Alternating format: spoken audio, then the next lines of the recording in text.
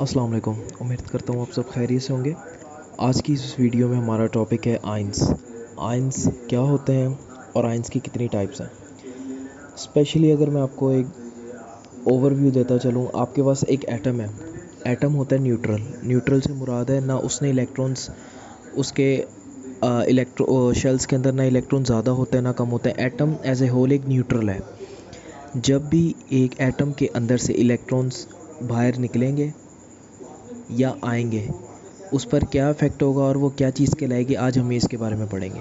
ठीक है, loss of electron से क्या होगा और गेन ऑफ इलेक्ट्रॉन से क्या होगा। जिस तरह आप यहाँ पर सबसे पहले मैंने पिक्चर इसीलिए लगाई थी ताकि आप लोग बआसानी इसको देख सकें कि लॉस ऑफ इलेक्ट्रॉन से क्या होता है और गेन ऑफ इलेक्ट्रॉन से क्या होता है। सबसे पहले हम बेसिकली आयंस की बात करें तो आयंस हमारे पास होते हैं कि आयंस हैं एटम और ग्रुप ऑफ एटम। एक एटम या एक से ज़्यादा एटम्स, उनके ऊपर कोई ना कोई चार्ज हो। चार्ज पॉजिटिव भी हो सकता है और नेगेटिव भी हो सकता है।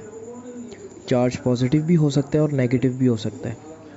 अब आयंस दो तरह के होते हैं, पॉजिटिव और नेगेटिव। अगर पॉजिटिव को कहते हैं हम कैटाइंस और नेगेटिव को हम कहते हैं एनाइंस।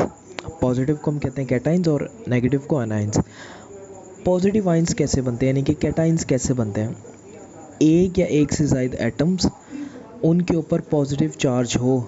अब पॉजिटिव चार्ज कैसे आएगा ये मैं आपको बताता हूँ। जब भी एटम के अंदर, शेल्स के अंदर से एक इलेक्ट्रॉन का चला जाना, एक इलेक्ट्रॉन्स के चले जाना, वो कहलाता है, उसके ऊपर एक इलेक्ट्रॉन की कमी हो गई, डेफिशिएंसी हो गई, तो हम उसको कह देंगे कौन सा आयन हो गया, पॉजिटिव आयन यानी कि कैटाइन। जब भी आप किसी भी एटम के ऊपर कोई चार्ज देखेंगे तो वो एटम नहीं रहेगा, वो आयन बन जाएगा। बात समझ आई।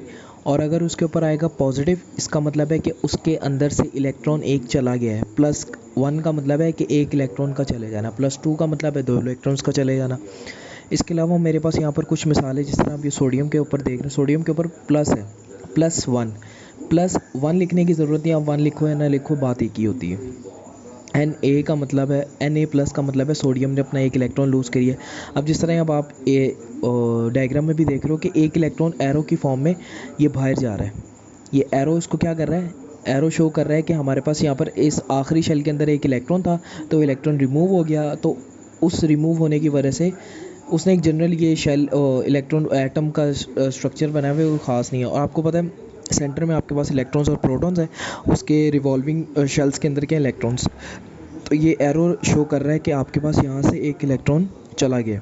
तो एक इलेक्ट्रॉन्स का चले जाना वो होता है आयन। और आयन कौन सा आयन, वो है कैटाइन यानी कि पॉजिटिव आयंस। ये याद रहेगा।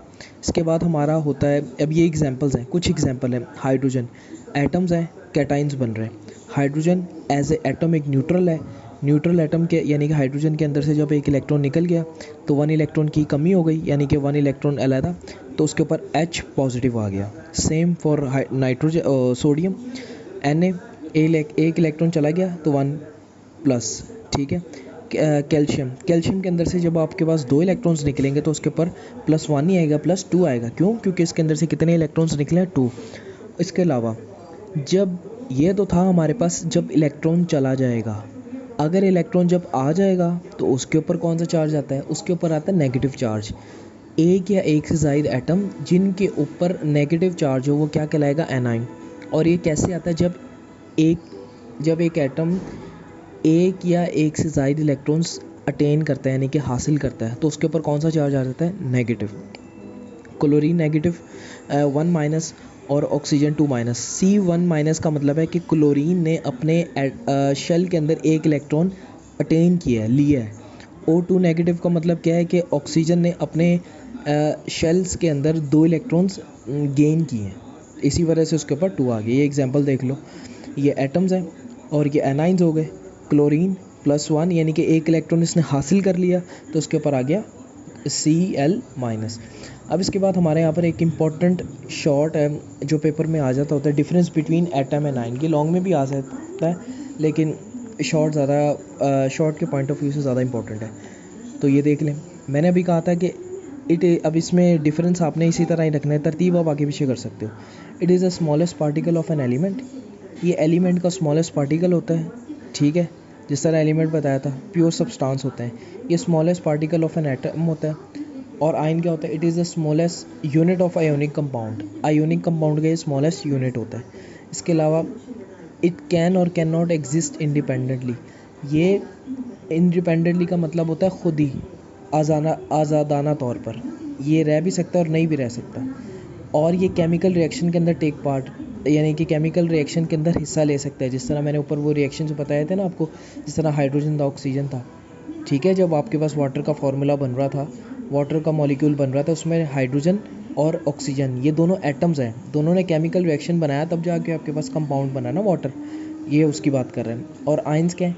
ये इंडिपेंडेंटली एग्जिस्ट नहीं कर सकते। इंडिपेंडेंटली से मुराद है कि आयंस के ऊपर कोई भी आयन, वो नेगेटिव हो या पॉजिटिव हो, तो वो इंडिपेंडेंटली एग्जिस्ट नहीं कर सकते। क्यों? क्योंकि उसके इर्द गिर्द, यानी कि अगर कोई नेगेटिव होगा इलेक्ट्रॉन एटम आयन, तो उसके इर्द गिर्द पॉजिटिव का यानी कि ऑपोजिट चार्ज उसको अट्रैक्ट कर लेंगे। सेम इसके अंदर तीसरा है, इट इज़ इलेक्ट्रिकली न्यूट्रल। मैंने आपसे कहा था कि इलेक्ट्रिकली क्या है? ये न्यूट्रल है। इनके ऊपर, एटम्स के ऊपर कोई चार्ज नहीं होता जब वो न्यूट्रल होता है। अलबत्ता आयंस के ऊपर हमारे पास पॉजिटिव चार्ज भी होता है, नेगेटिव चार्ज भी होता है। आज की इस वीडियो के लिए इतना ही। उम्मीद करता हूँ आपको आयंस, टाइप्स ऑफ आयंस और इसके अंदर डिफरेंस समझ आया होगा। अंटिल नेक्स्ट वीडियो, अल्लाह हाफिज़।